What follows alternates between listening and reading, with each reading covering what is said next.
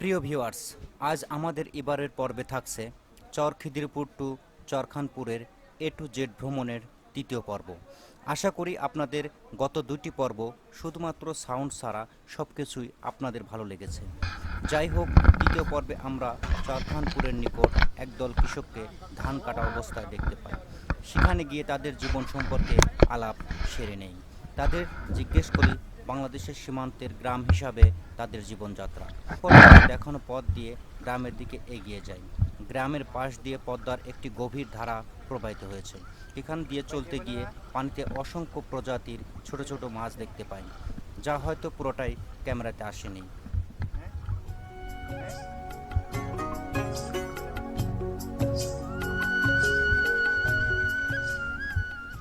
এরপর আমরা গ্রামে গিয়ে একটু জিরিয়ে নেই।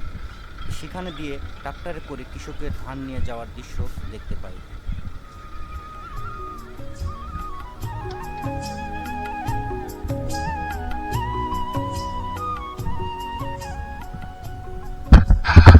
এরপর আমরা বাংলাদেশের সীমানার দিকে রওনা হই। সেখানে চরের মানুষের সবুজ ফসলাদি দেখতে পাই, বিশেষ করে গবাদি পশুর ঘাস সহ পটল, তিল ও অন্যান্য ফসলের মাঠ দিয়ে এগিয়ে যাই। সেখান থেকে ওই দূরের বাংলাদেশের সীমান্ত দেখতে পাই। সেখানে কোনো কাঁটা তারের বেড়া ছিল না, শুধু কয়েকটি পিলার দিয়ে সীমানা নির্ধারণ করা ছিল।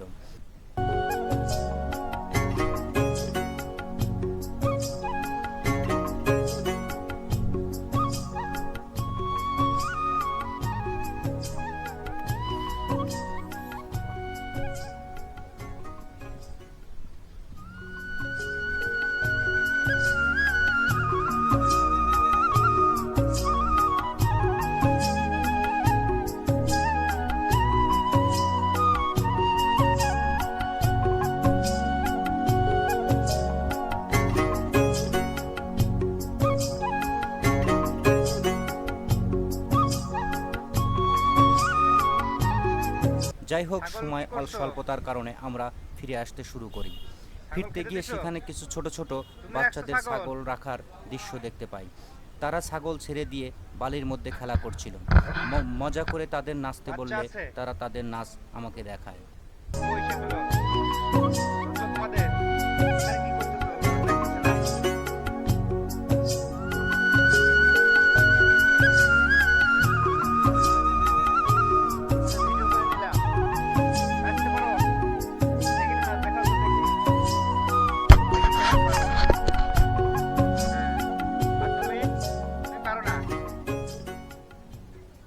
এরপর আমরা আবারও পুনরায় রওনা হই। মহিষ ওখানে উঠতে পারবে? পারবে না? এর তো শক্তি ভালো। একটু জিরায় নিচ্ছেন নাকি? ওর তো খুব ক্লান্ত মনে হয় নাকি?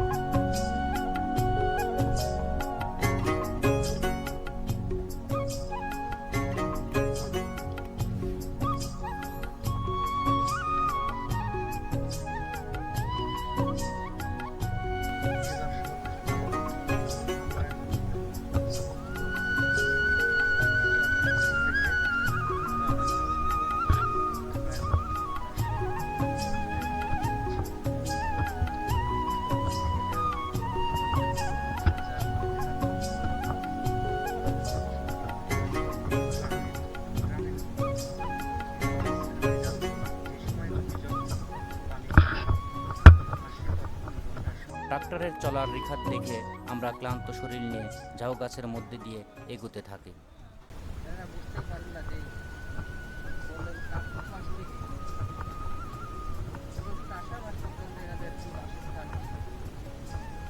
তখন হয়তো তাদের চলাচলে একটু সুবিধা হয়, কিন্তু আবার অসুবিধার কথা বুঝতে পারছি। সেটা হলো যে মানে একটু তখন রিস্কটা একটু বেশি হয়। আর তারপরে আমরা এই যে এখন যেটা মাঝখান দিয়ে যাচ্ছি এটা কি ঝাউ গাছ বলে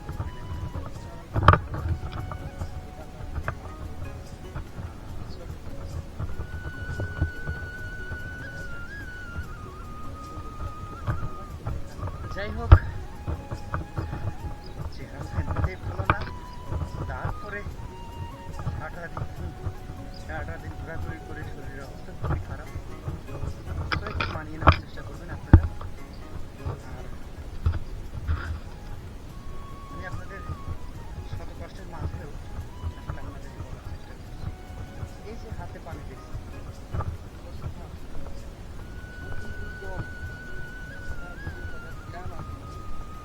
কিন্তু একটা জিনিস কি দেখছেন, এইখানে দেখা যাচ্ছে যে এইখানে হয়তো রাজশাহী, এইখানে হলো চর। আপনারা হয়তো যারা রাজশাহীতে আসার পরে যেটা পদ্মা গার্ডেন নামে পরিচিত, সেখান থেকে তাকালে আপনি দেখতে পাবেন এই যে চর বা চরখিদির যেটাই বলেন।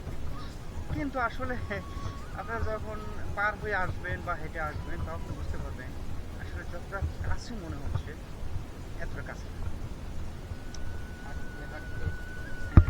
আমার কাছে যেটা মনে হয়েছে যে এই তো বোধহয় পেয়ে গেছি, এই তো বোধহয় পেয়ে গেছি, কিন্তু আসলে পথ শেষ হচ্ছে। অনেকদিন আগে আমাদের এলাকা থেকে এই রাজশাহী অঞ্চলে থেকে যদি জিজ্ঞাসা করতো অমুক গ্রাম যাবো কোথায়, তখন নাকি ভাষায় বলতো যে ঠেকর। এখন এই শহরে আজকে আসে দেখলাম যে আসলে ঠেকরটা কত দূরে। মনে মনে হয় এই একটু হাঁটলেই পাবো, ওই জায়গায় গেলে মনে হয় যতটুকু আসছি আর অতটুকুই আছে।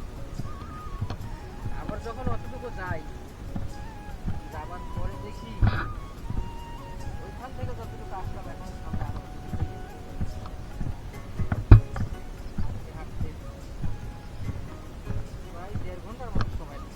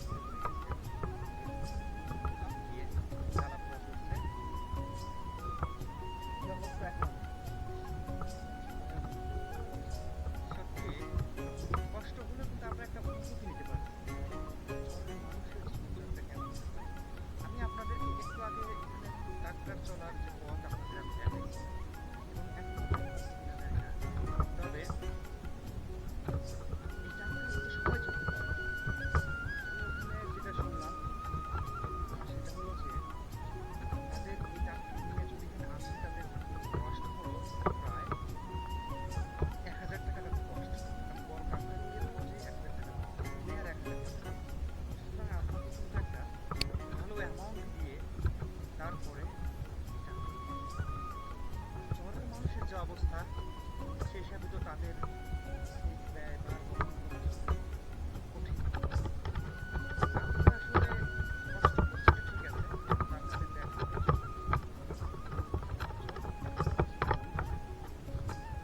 চেষ্টা করছি একদম রিয়েল যে পরিবেশটা সেটা বোঝাতে।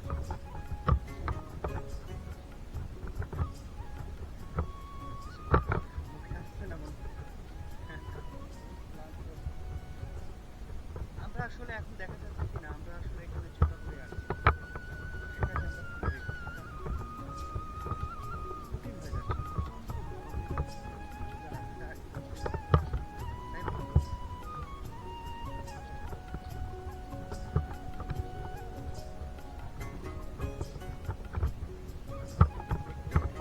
একটু জোরে কষ্ট করে জোরে কথা বললে ঠিক না। তারপর আসলে কি বলবো যেহেতু বুঝতে পারছি আসলে জোরে কথা বলে না আমাদের আল্লাহ ভরসা দেখা যাক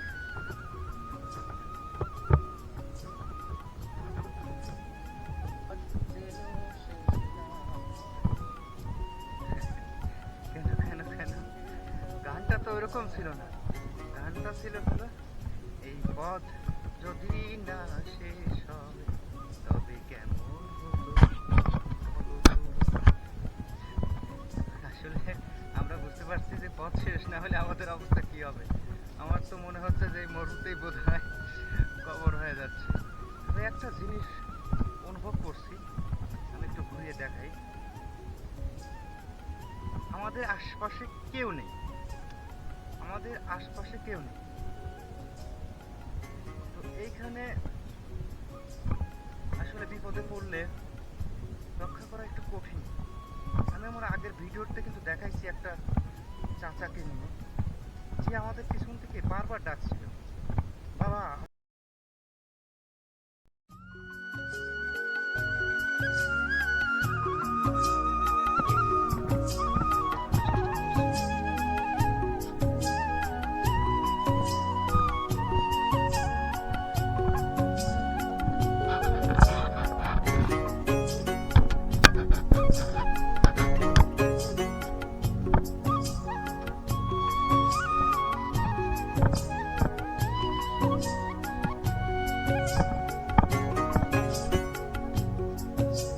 আর কত দূর বাবা?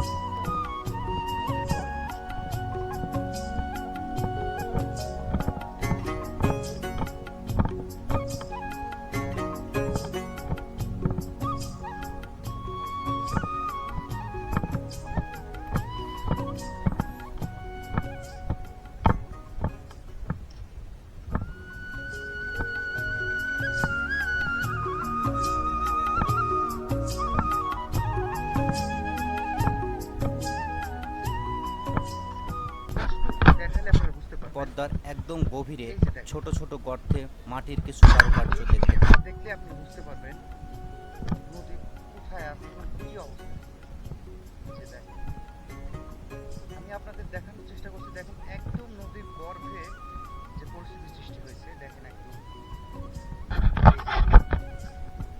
একদম ভেঙে যাচ্ছে এই যে একদম নদী গর্ভে দেখেন আপনাদের এই একদম পদ্মার ব্রিজ এটা আমি একটু সাবধানে যাচ্ছি কারণ এবার আর পড়তে যাচ্ছি না দেখেন এটা যে আসলে কি পরিস্থিতিতে আছে এই যে এইগুলো কিভাবে সৃষ্টি হয়েছে আমি বুঝতে পারছি না এগুলো কি এই যে এই যে একদম হ্যাঁ একদম মনে হচ্ছে টাইলস হ্যাঁ টাইলস মনে হচ্ছে না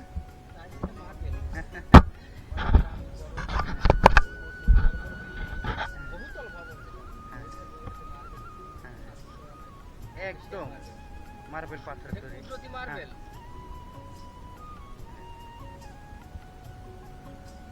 আচ্ছা সে ফেলে দিতে চাচ্ছে না সে নিয়ে যাবে ভালোবেসে ফেলছে তো যাই হোক আমি আপনাদেরকে আরো একটু দেখানোর চেষ্টা করছি তবে আবার যদি পড়ে যাই দেখেন এই পরটে পরটে একটা পরট আর একটা পরট এই একদম লেয়ার সৃষ্টি করছে মাটিগুলো এই যে এই যে এই যে পদ্মায় বুঝতে পারছি না, একদম লেয়ার তৈরি করছে। এই যে এই যে নিচে বালি, উপরে এখন ভিজে আসতে রয়েছে, বুঝতে পারছি না।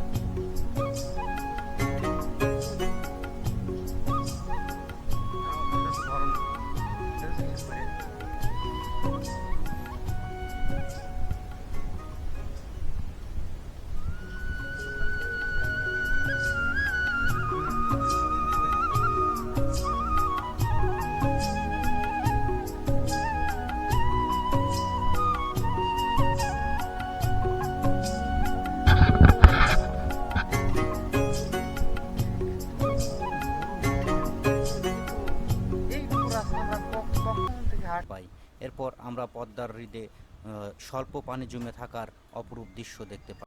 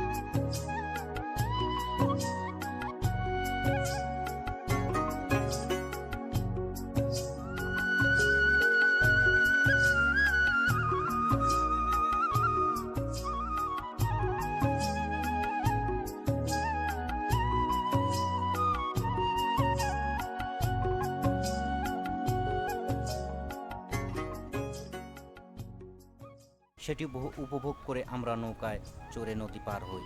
সময় হলে ঘুরে আসুন পদ্মার চর, অনুভূতি নিন পদ্মার মানুষের জীবনযাত্রা ও মরুময় পরিবেশ। আজ এখানেই বিদায় নিলাম, দেখা হবে আগামী ও শেষ পর্বে পদ্মা গার্ডেন সন্ধ্যার সিরিজ। সবাইকে ধন্যবাদ, আল্লাহ হাফেজ।